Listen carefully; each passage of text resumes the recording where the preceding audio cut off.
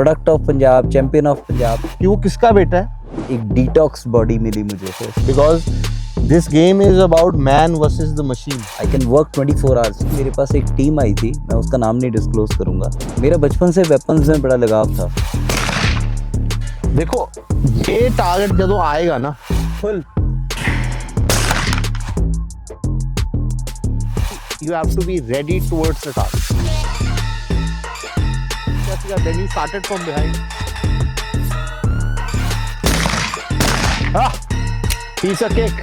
नमस्कार दोस्तों, आप सुन रहे हैं प्रोसीजन एंड पैशन, एक ऐसा पॉडकास्ट जहां हम बात करते हैं उन लोगों से जिन्होंने अपने जुनून को ही अपनी पैशन बना रखा है और हर रोज अपनी सीमाओं को पीछे छोड़ते हैं। इसका एपिसोड बेहद खास है। बात करेंगे दो निशानों की, एक जो शूटिंग रेंज में तय होती है, दूसरा जो जिंदगी में खुद से तय करनी होती है। और हमारे साथ हैं इस सफर के दो शानदार किरदार। पहले हैं नीरव ग्रेवाल जी, जिन्होंने मेहनत, अनुशासन और फोकस से ना सिर्फ इस खेल में अपनी पहचान बनाई है, बल्कि युवा एंटरप्रेन्योर के रूप में भी अपनी अलग पहचान बनाया। इस समय नीरव ग्रेवाल जी राष्ट्रीय स्तर की स्किट शूटिंग चैंपियनशिप की तैयारी में लगे हुए हैं और उनका सपना है देश के लिए मेडल लेके आना। दूसरे हैं श्री अमरिंदर सिंह चीमा जी, जो इंटरनेशनल शूटिंग फेडरेशन के सर्टिफाइड कोच हैं और जिनकी दूरदर्शिता मार्गदर्शन ने कई सारे खिलाड़ियों को अंतर्राष्ट्रीय मंच तक पहुंचाया है। तो आइए हम इनसे जानते हैं कि नीरव जी ने शूटिंग की शुरुआत कैसे की, क्या क्या इनको चैलेंजेज आए और इनमें सर का, अमरिंदर सिंह चीमा जी का क्या रोल रहा नीरव जी को यहाँ तक लेके आने में। नीरव जी, मेरा आपसे पहला सवाल ये है कि स्किट शूटिंग में आप कैसे आए? आपके मतलब स्टार्टिंग में क्या क्या चैलेंजेज आई और फैमिली ने आपको कहाँ किस हद तक सपोर्ट किया? मेरा बचपन से वेपन्स में बड़ा लगाव था। मैंने क्योंकि बचपन से अपनी फैमिली में वेपन्स देखे थे, तो मुझे लगता था कि आने वाले बड़े होके मैं भी कोई चैम्पियनशिप जीतूंगा। मैं टीवी में देखता था, तो ये चैम्पियनशिप वगैरह और वेपन्स में बड़ा लगाव था मेरे को। और जैसे जैसे आगे लाइफ बढ़ती गई, बिज़नेस में इतने इंडल्ज हो गए कि इन चीज़ों में टाइम कभी मिला नहीं। जैसे होश संभाला, बिज़नेस में ही अपनी लाइफ मेरी बीती। उसके बाद मेरे को लगा कि नहीं, मेरे को कुछ अपने लिए भी करना चाहिए। मुझे आज भी याद है, मेरे पास एक टीम आई थी, मैं उसका नाम नहीं डिस्क्लोज़ करूँगा। वो कहते जी आप 2.5-3 लाख रुपए आई थिंक उनकी आस्किंग थी, एंड दे वर डिमांडिंग कि आपको product of Punjab, champion of Punjab का अवार्ड दिया जाएगा। और मैंने उनको बोला, मैं कहा ये ऐसा कैसा अवार्ड है जो आप पैसे दे के करते हो? कहते जी ये ऐसे ही होता है। तो उस दिन मेरे को जैसे माइंड में ना हर्ट हुआ, और मैं शुरू से ये माइंड में मेरे क्लिक कर रहा था कि मुझे कुछ करना है, कुछ करना है, बिज़नेस के अलावा भी कुछ करना है, अपने लिए कुछ करना है। उस दिन मैंने ठान लिया, मैं कहा मैं कुछ अपने लिए करूँगा जिसमें मेरा अपना योगदान होगा और मैं अपने लिए कुछ जीत के आऊँगा और पंजाब को रिप्रेजेंट करूँगा, इंडिया को रिप्रेजेंट करूँगा। तो लकीली मुझे चीमा साहब मिल गए, मेरे कोच हैं, मेरे आइडल हैं, मेरे मेंटोर हैं।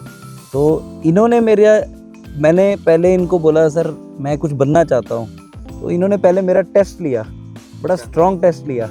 और मुझे स्टार्टिंग में मुझे याद है इन्होंने मुझे रिजेक्ट कर दिया और कहते कि तू फिजिकली पहले फिट हो गया, मेंटली फिट हो गया, फिर कर। मेरे को आज भी याद है, मैंने अपना पूरा स्केड्यूल चेंज किया, मैंने अपनी बॉडी लैंग्वेज चेंज करी, अपना माइंड सेटअप चेंज करा, फिजिकली अपने आप को फिट करा। मैं सुबह 6 बजे उठ के मेडिटेट करता हूँ, जिम करता हूँ। पहले मैंने अपने आप को फिजिकली स्ट्रॉन्ग किया और मैं 6 महीने बाद फिर दोबारा इनको पास आया और इनको रिक्वेस्ट करी कि अब मेरा टेस्ट लो। तो फिर दोबारा मेरी ट्रेनिंग शुरू हुई और मैंने दिल जान से ये ट्रेनिंग के लिए मेहनत करी और आज भी एक स्केड्यूल मेंटेन कर रहा हूँ। रात को सोने से लेके सुबह जल्दी उठने से लेके अपना लाइफ बैलेंस करना, माइंड सेटअप बैलेंस करना, क्योंकि ये स्पोर्ट एक ऐसा नहीं है कि आप आए, बंदूक उठाई और ठोक दिया। ये बहुत ज़्यादा बैलेंस्ड गेम है। इसमें आपका मेंटल और फिजिकल कॉम्बिनेशन होना बहुत ज़रूरी है। अगर वो कॉम्बिनेशन नहीं है, आप एक टारगेट भी हिट नहीं कर सकते। तो मुझे उस टाइम तो बहुत बुरा लगा जब इन्होंने मुझे वापस भेज दिया, पर बाद में मुझे समझ में आया, जैसे ओवर द टाइम प्रैक्टिस चली, कि इसका आपस में एक कॉम्बिनेशन है जो जिसको आप ओवरलुक नहीं कर सकते। He was very right. तो अब कोशिश कर रहे हैं कि पंजाब टीम को क्वालिफाई करें, फिर इंडियन टीम को क्वालिफाई करें, और ज़रूर एक माइंड में एम्बिशियस तो है कि किसी दिन ओलंपिक भी खेलेंगे और इंडिया के लिए भी मेडल लाएंगे। कोशिश कर रहे हैं और surely I will try to bring it. जी सर, आपकी कोशिश बिल्कुल रंग लाएंगी। चिमा सर, मैं आपसे जानना चाहूँगा, आपने सर बहुत सारे खिलाड़ियों को अंतर्राष्ट्रीय लेवल तक पहुँचाया और वो खेले हैं, आप ऑलरेडी आईएसएफ के रिकॉग्नाइज कोच रहे हैं।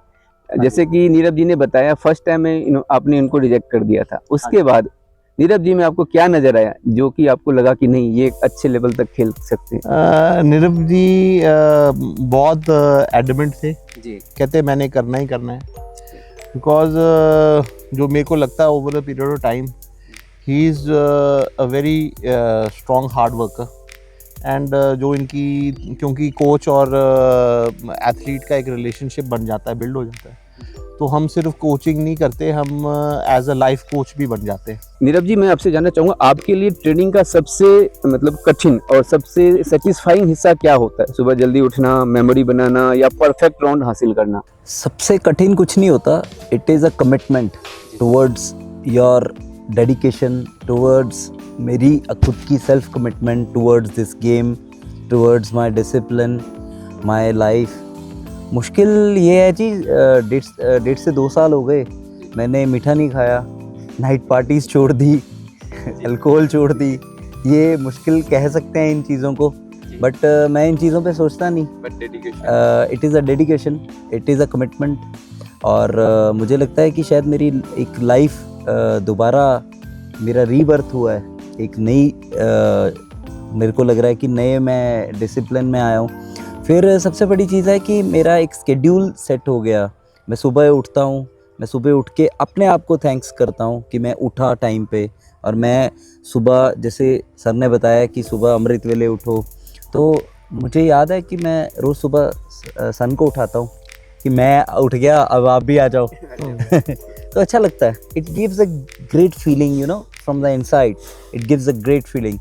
फिर आप मेडिटेशन करते हो, आपकी जो डे एक्टिविटीज़ में आपको प्रॉब्लम्स हैं या कुछ है, सुबह I make my mind, I complete my mind, complete my day in the very early in the morning. I write every single thing कि मुझे आज सुबह क्या करना है, what are the failures I faced in last day, और आज क्या करना है, क्या स्केड्यूल रहेगा, व्हाट आर द मीटिंग्स, सारा मैंने अपने आप को ऑर्गेनाइज करा है। इसीलिए मैं गेम और बिजनेस दोनों को इक्वली बैलेंस करके चल पा रहा हूँ, अपनी लाइफ को बैलेंस करके चल पा रहा हूँ। इस गेम ने मुझे क्या दिया जी, इस गेम ने मेरे को कंप्लीट एक यंग बॉडी दी दोबारा, एक डिटॉक्स बॉडी मिली मुझे, एक डिटॉक्स माइंड मिला मुझे, और मैं अपने माइंड और बॉडी को आज बैलेंस कर पा रहा हूँ। I can work 24 hours at straight forward I can work. मेरे को आपको थकान नहीं महसूस करोगे आप। This is because of this game. This is because of this my schedule. I think, Chimaji, I'm right? Yes, because this game is about man versus the machine. Ji And every time the machine will throw a target at the same speed, and the man has to be able to be with the same agility, with the same balance, the mindset. Everything has to be at a certain level to be at par with the machine. So it's a very good mix, especially for Nirav ji, because as he said कि मैं अब rejuvenate हो चुका हूँ, क्योंकि इन्होंने जब 1.5 साल से ठान ली है कि मैंने रोज़ सुबह उठना है, रोज़ सुबह वर्कआउट करना है, रोज़ आप किसी चीज़ के मोहताज नहीं रह जाते, आप किसी चीज़ के, किसी भी ये वेस्टर्न कल्चर के वो नहीं रह जाते।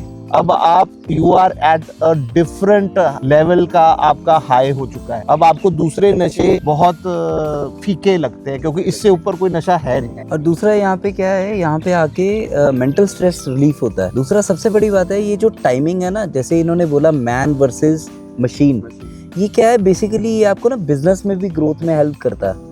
I can connect my business to my game to my business. It is a science. This is a science behind everything. यहाँ पे फिजिक्स है कि आपका टारगेट कौन से एंगल में आपने शूट करना है, it's a timing. Same cheese business में भी तो है, आपने क्या स्ट्रेटजीज आप फॉलो कर रहे हो, स्ट्रेटजी को किस तरीके से इम्प्लीमेंट कर रहे हो, आप प्रोसेस को ड्राइव कर रहे हो या प्रोसेस से ड्राइव हो रहे हो, ये दोनों चीज़ों में डिफरेंस है। मेरे को लगता है यहीं पे बंदा हार मान जाता है और हार जाता है। बिजनेस और शूटिंग का एक ही सिंगल फॉर्मूला है, फोकस करो, हिट करो और कभी गिव अप मत करो। प्रैक्टिस की पहली गोली मेरा खुद से एक मुकाबला है और बिजनेस की पहली मीटिंग मेरा एक टारगेट है जिसको मैंने हिट करना है और उसको कामयाब करना है। और सबसे बड़ी बात है, दोनों को बैलेंस करके चलना है। ये मेरे से कमिटमेंट है। सर, स्किट शूटिंग एक मानसिक खेल भी है, खासकर मुकाबला जब बहुत बड़ा हो तब फोकस बनाए रखना बहुत इम्पोर्टेंट होता है। आप दोनों किन रणनीतियों का इस्तेमाल करते हैं फोकस बनाकर रखने के लिए? ये बहुत सिंपल है, अगर हम इसको सिंपल रखें जी। अगर हम अपना फोकस अपनी क्वालिटी ऑफ वर्क पे रखें, मैं हर एक अपने स्टूडेंट को यही सिखाता हूँ कि हर एक शॉट अपना क्वालिटी पे ध्यान दें, क्वांटिटी पे ध्यान ना दें। अगर क्वालिटी पे ध्यान देंगे वो क्वालिटी बढ़ेगी, और जब क्वालिटी बढ़ेगी तो स्कोर खुद पे खुद आएगा। कॉम्पिटिशन्स जितने बड़े हों, जितने मर्जी हों, स्टेजेस तो आती रहेंगी। It will be like a journey.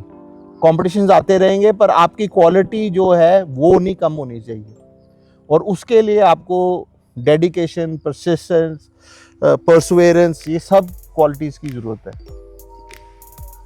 मुझे लगता है हमें 1% अपना डेली इम्प्रूवमेंट करना चाहिए। 1% भी आप कोई आदमी इम्प्रूव करता है तो वो एक दिन परफेक्शन की तरफ एक कदम होता है। तो मेरे को लगता है डेली एक कदम हमें परफेक्शन की तरफ जाना चाहिए।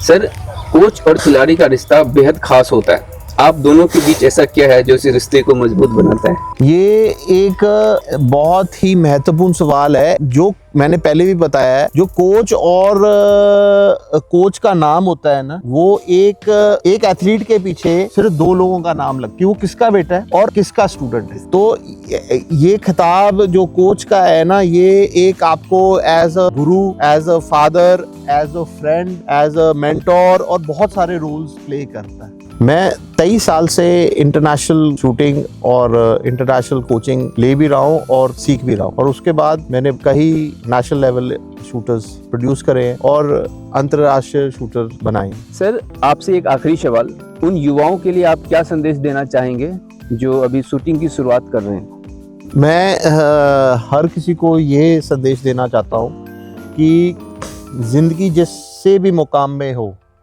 कि हार नहीं माननी। नीरव सर और चीमा सर, आपका बहुत बहुत धन्यवाद। आपकी यात्रा, मेहनत और सोच ने सचमुच बहुत प्रेरित किया। हम यही कामना करते हैं कि आपकी निशाने और आपके इरादे दोनों सही निशाने पर रहें। और दोस्तों, याद रखिए, सफलता सिर्फ टारगेट पे हिट करने के लिए में नहीं है, बल्कि हर बार मिस के बाद भी खड़े होने में है। मिलते हैं अगले एपिसोड में।